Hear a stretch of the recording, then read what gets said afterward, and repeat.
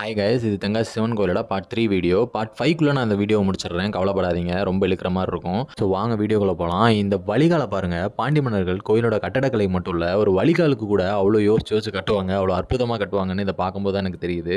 இவ்வளோ நுணுக்கமாக, இவ்வளோ கஷ்டப்பட்டு அந்த அளவுக்கு யோசிச்சு கட்டின கோயிலை இப்போ நம்ம எந்த நிலமையில வச்சுருக்கோம்னு பார்க்கும்போது எனக்கு உண்மையிலே மனசு ரொம்ப வருத்தமாக இருக்குது. என்னடா இவன் இதே சொல்லிட்டே இருக்கான் அப்படின்னு சொல்லிட்டு நீங்கள் எல்லாம் யோசிக்கிறது எனக்கு புரியுது. பட் ஆனாலுமே எனக்கு இந்த கோயில் இப்போ இருக்கிற நிலைமை நீங்கள் நேரில் வந்து பார்த்தா தெரியும். அவ்வளோ ரொம்ப கஷ்டமாக இருக்குதுங்க மனசு. பட் ஒன்றும் கவலைப்பட வேண்டாம் கைஸ். இந்த கோயிலை வந்து ரெனோவேட் பண்ணிட்டு தான் இருக்காங்க. இன்னொரு 6 மாதத்தில் கும்பாபிஷேகம் பண்ணிடுவாங்க. ஸோ கவலைப்பட வேண்டாம்.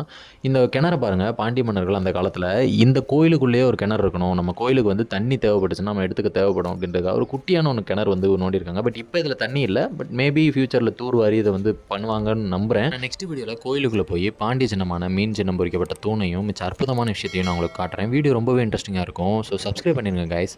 டாடா.